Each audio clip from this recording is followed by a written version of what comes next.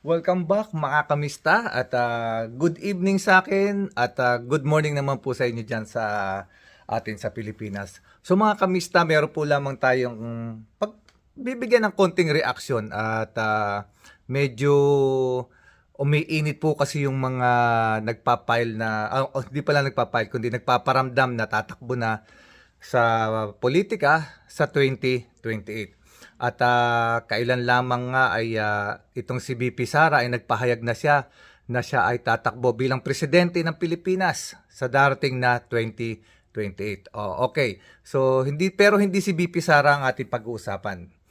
Hindi si VP Sara kundi walang iba kundi si Philip Salvador. So mga kamista, may isang lumabas na column sa social media na itong si Philip Salvador daw ay nagpahayag na siya rin ay tatakbo bilang senador sa darating na eleksyon na 2028.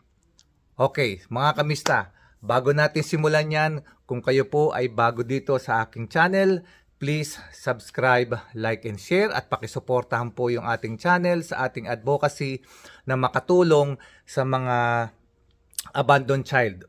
So, malaking bagay po kung papanoorin niyo po yung ating mga video para po makatulong tayo sa mga abandoned child na inaalagaan po ng mga organisasyon tulad po ng mga madre, ng mga non-government organization. So ito po yung ating advocacy dahil hindi naman po talaga nakakakuha ng full support ang ating mga local ang ating mga ampunan o yung mga ating mga non-government organization tulad po ng mga ampunan ng mga madre o mga pare na nag-aalaga sa mga abandonadong mga bata. So umaasa lamang po sila sa mga private citizen na nagbibigay po ng tulong. At yan nga po ay isa sa ating advocacy ang makatulong sa kanila. Maraming salamat po at simulan na po natin ang ating isang topic ngayon sa araw na ito. So mga kamista, recently nagpahayag nga po sa social media itong si Philip Salvador na siya raw po ay muling tatakbo sa Senado bilang senador siyempre at sa darating daw po na halalan sa 2028. So pag-usapan natin ng konti, bigyan natin ng konting reaksyon at komento ang mga nangyayaring ito. So unahin natin po ngayon muna yung isang katabi niya. Kasi dalawa po yung picture na nakita po ninyo sa ating title, si Willie Revillame at saka si Philip Salvador. So ihuli natin ng konti si Philip Salvador. Pag-usapan natin si Willie Revillame na alam naman natin tumakbo rin bilang isang senador nitong nakaraang eleksyon.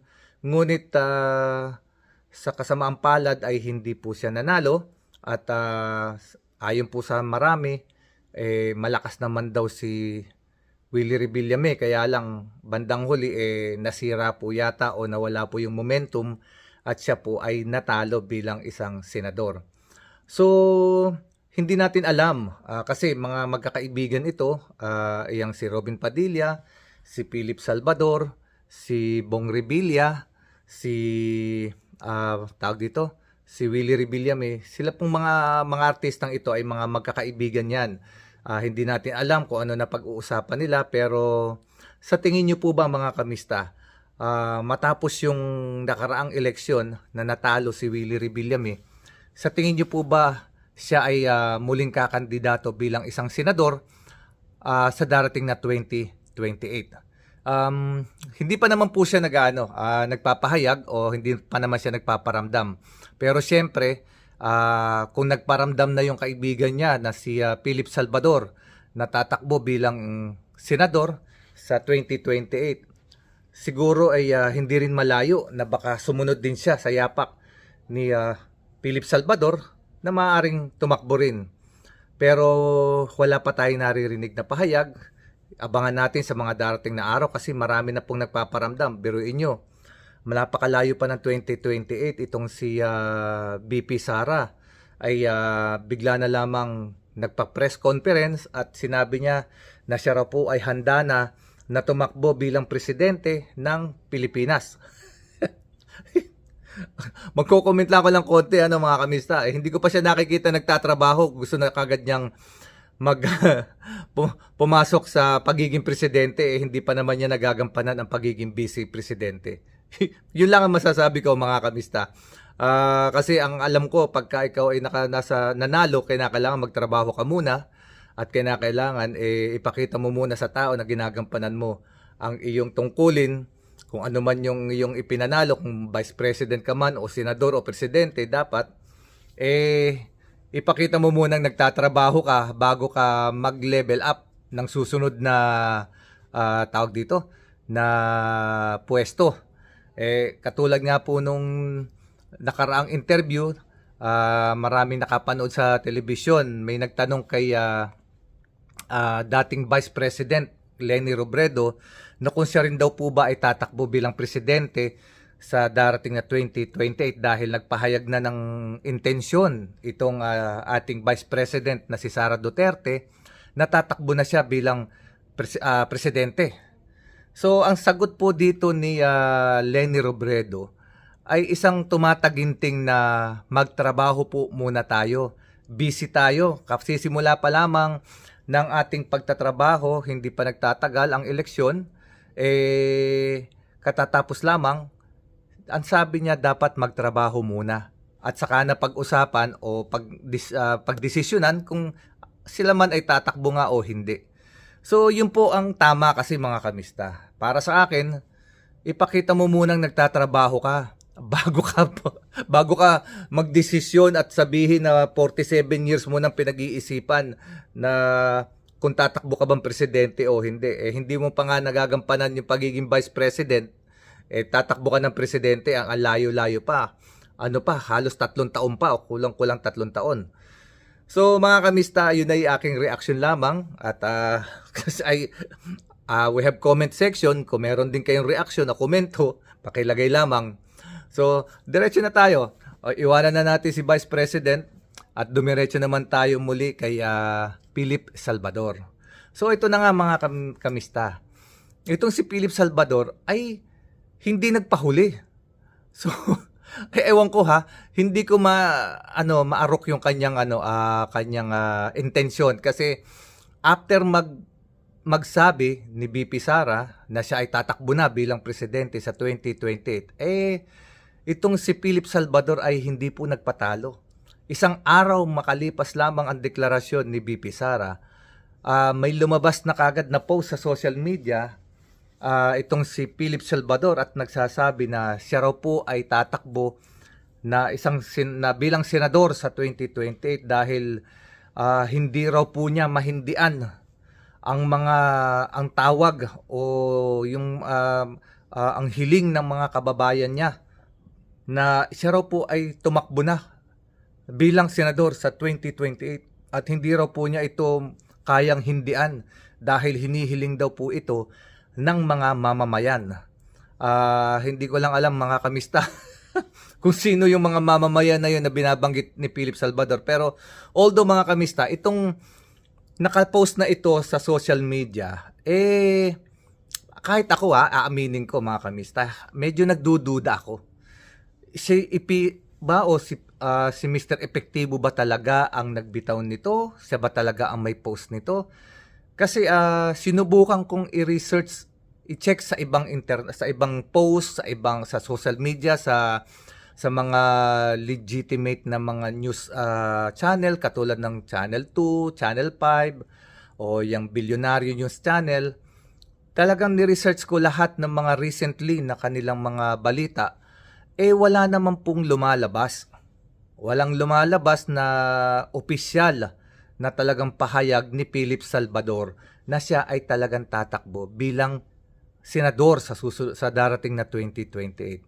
So, bakit ko siya tinapik? Kasi itinapik ko siya kasi ganito although na-check ko na wala ko nakikita na opisyal na siyang pahayag, pero dahil sa mayroong mga ibang social media na nagpo-post nito, sinubukan kong i-research at wala nga akong nakita na kanyang official statement. So, ang gusto ko lamang ipahiwatig sa inyo mga kamista, kung ito ay fake news, eh, hindi rin naman ito makakabuti sa kay Philip Salvador at hindi rin naman ito maganda. Kasi kung gumagawa lamang ng mga issue itong mga social media na nagpo-post nito na siya ay nagpapahayag na rin. At kung totoo man na nagpapahayag po si Philip Salvador na siya ay talagang tatakbo, ako medyo nagugulat lang din naman. Siyempre sa aking reaksyon, para bang ano rin, hindi pa luto yung sitwasyon at katatapos lamang ng nakaraang eleksyon, halos isang taon pa lamang ang nakakalipas, gusto na kagad nilang magpahayag o magbigay ng intensyon na sila ay tatakbo sa politika. Mas maganda siguro kung ang gagawin ni Philip Salvador, kung talagang siya ay kung talagang manggagaling sa kanya na siya ay talagang tatakbo at papasok muli sa politika, mas maganda siguro pag-aralan niyang mabuti yung mga plataforma muna na kanyang isusulong sa gobyerno para sa mga tao at hindi para sa isang tao lamang. Kasi alam naman natin na kung talagang tatakbong muli si Philip Salvador at sasabihin niya na siya ay tatakbo para sa mga Duterte, unfair naman po sa mga boboto. Kasi hindi lang naman po ang mga Duterte ang namumuhay sa Pilipinas.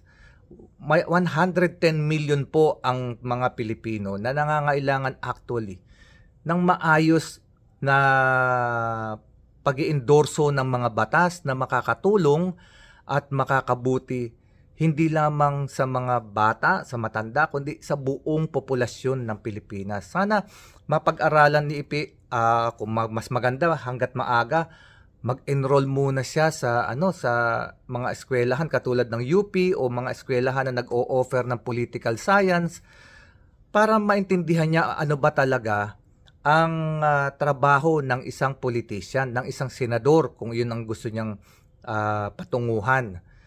Kagaya po ni Vico Soto. Si Vico Soto po ay talagang inaral niyang mabuti, yan po ang talagang kurso niya. Kaya isinapuso po ni Vico Soto yung kanyang kurso ng public service. Yung pong natutunan niya sa eskwelahan ay talagang inia-apply niya sa totoong buhay, sa totoong nangyayari sa lipunan. At kung titignan niyo po, si Vico Soto at ang Pasig sa panahong ito ay napakaunlad, napakaganda ng sistema. Sana po doon sa mga papasok sa politika na katulad ni Willie Revillame, kung siya ay makapagdesisyon din na papasok, at itong si Ipe, si Mr. Epektibo, sana ako, hindi ko naman sila hinuhusgahan, pero kung talagang gusto nila at na maglingkod, bakit hindi? Kung talagang maayos at malinis ang kanilang intensyon at hindi sila magsisilbi sa iisang pamilya na katulad noong isang senador na walang ginawa kundi maghimas ng balbas, na talagang milyon ang bumoto pero ang pinaglilingkuran lamang ay isang pamilya at tatahasan pang sinasabi na kung siya raw po ay sunugin ay talagang mangangamoy siya ng apelido ng pamilyang yon at wala raw po siyang ibang talagang sinusunod kundi yung kanyang tatay D. So, mga kamista, sana kung tatakbong muli ang mga taong ito, busisiin natin o kilalanin nating mabuti. Hindi lamang tayo, yung ating mga kapamilya, mga kaibigan, i-influence natin sila na talagang busisiin, suriin ang intensyon ng mga taong itong muling tatakbo sa 2028. Hindi lamang si Ipe, hindi lamang yung mga ibang artista, hindi lamang si BP Sara. Tignan natin ano ba talaga ang intensyon at ano ba yung nagawa na nila. Kailangan kasi merong example na maganda bago natin sila ibotong muli at kailangan tignan natin ang intensyon nila. Ito bang intensyon nila sa pagtakbo ay para sa mamamayang Pilipino na ang makikinabang ay ang ating mga anak at ang ating ang future ng ating mga anak. So mga kamista, hanggang dito na lamang at I hope medyo nakapagbigay ako sa inyo ng konting inspirasyon o encouragement na kasi alam niyo naman ng Pilipinas, ang politika ay araw-araw Pagka ikaw, itong nangyayari ngayon ay sobrang politika na sa ating bansa. Kaya sana kung tayo ay muling boboto sa 2028, mapasenador man yan, congressman, vice president o president, artista man sila o hindi, isa lamang po ang isipin natin mga kamista. Ito bang mga taong ito talaga, ang nasa isip ba nila talaga o ang intention ba nila ay pagandahin ang pamumuhay ng mga Pilipino at huwag tayong ipagkanulo sa mga dayuhang bansa na nakikialam sa ating teritoryo, na ninanakawan tayo ng teritoryo, na ninanakawan ng kabuhayan ang ating mga mangingisda. Dapat isipin natin yon at hindi natin dapat tignan ang mga kulay. Hindi dapat tayo tumingin sa berde, sa pula, sa dilaw, sa pink. Ang kailangan nating tignan ay ang ating bandila.